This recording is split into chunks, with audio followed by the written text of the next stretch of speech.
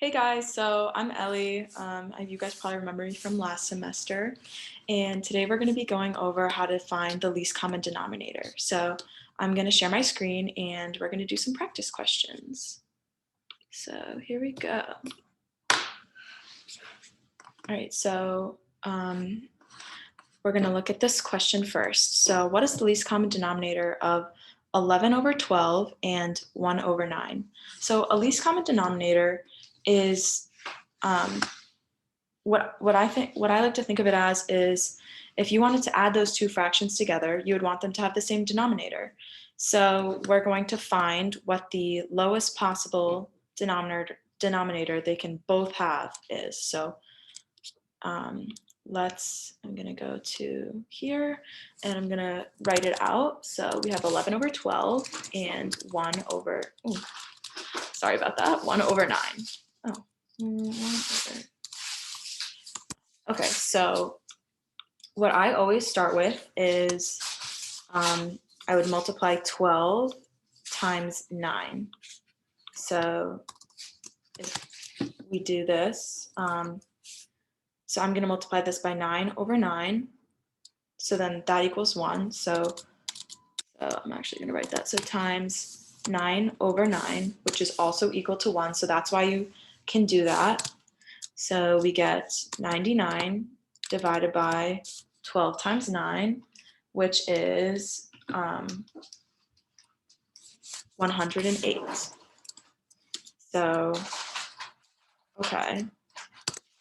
Here, we're going to get 1 over 9, and we're going to multiply that by 12 over 12. And that's going to equal, and we're doing this again because that's equal to 1. So you cannot multiply by just 1 over 12 or something like that because that will change the fraction. So we're going to get 12 over 108.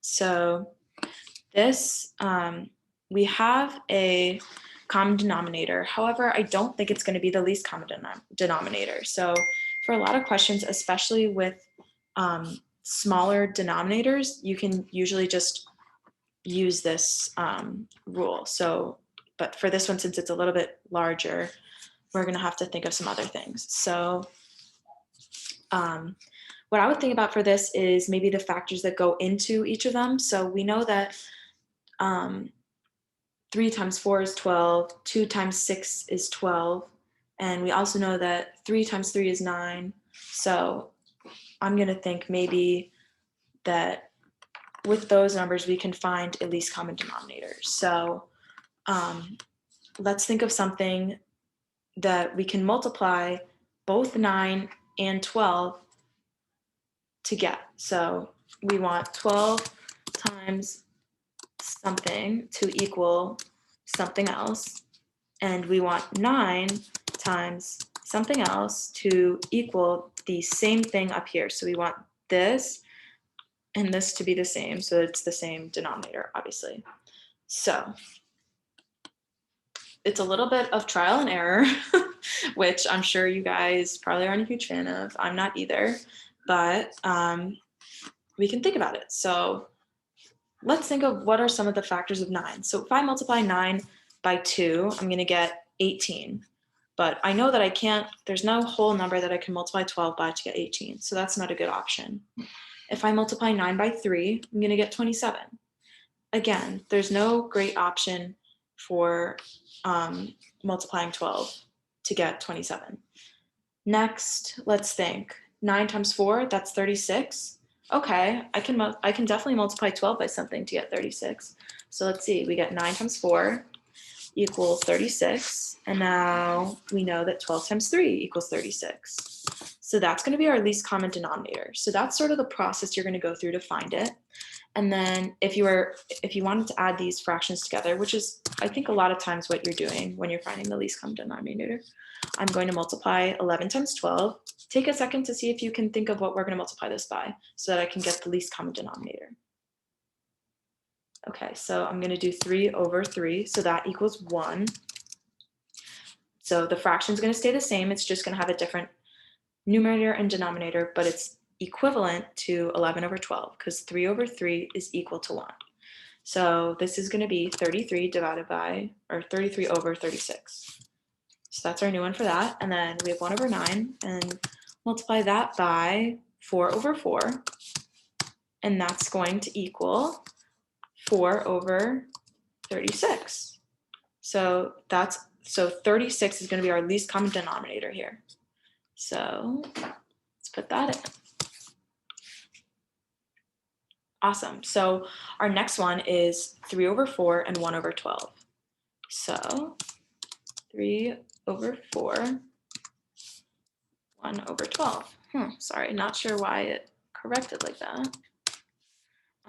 Okay, so this one's actually, so we know that I can multiply 4 by something to get it to equal 12. So I'm only one of the fractions I actually need to multiply the denominator of. So let's see, what's 4 times what is going to give me 12? So I actually know that 3 times 4 equals 12. So I can multiply this one by 3 over 3, and I'm going to get 9 over 12. So then our least common denominator for this one would be 12. So that makes this one pretty easy. It's nice to have small numbers. Okay, our next one, 1 over 3 and 5 over 9. This is another one that's not going to be too bad. It's sort of similar to the last one. So 1 over 3 and 5 over 9. Sorry, I forgot. 5 over 9. Okay, so again, I know that 3 goes into 9, so I can multiply this by, so 3 times what equals 9? Take a second. So 3 over 3, because this equals 1, so we get 3 over 9.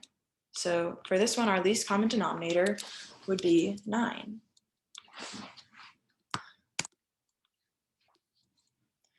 All right, so next we have 1 over 6 and 1 over 2. This one's not too bad either.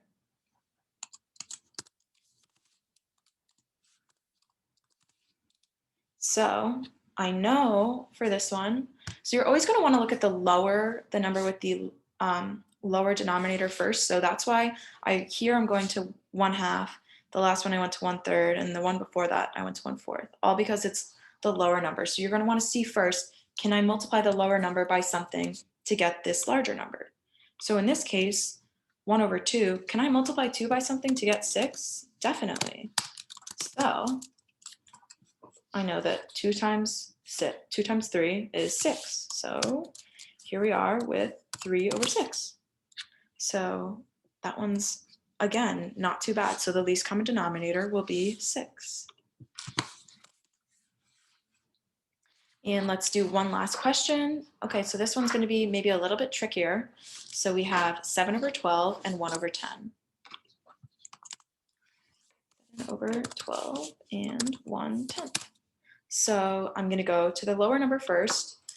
So there's nothing that I can multiply 10 by that's a whole number to get 12.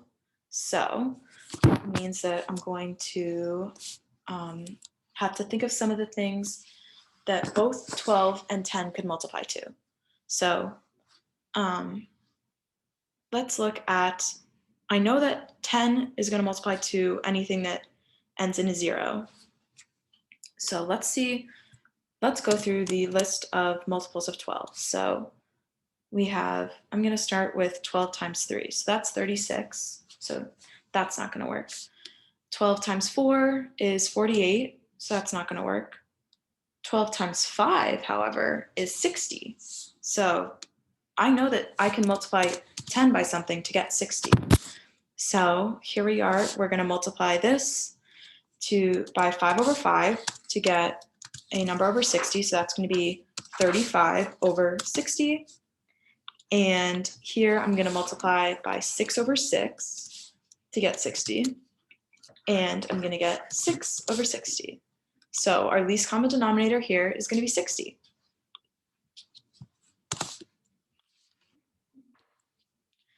All right, and that's going to be the end of our practice with least common denominator. I hope this was helpful, and I hope you guys have a great weekend. Thanks.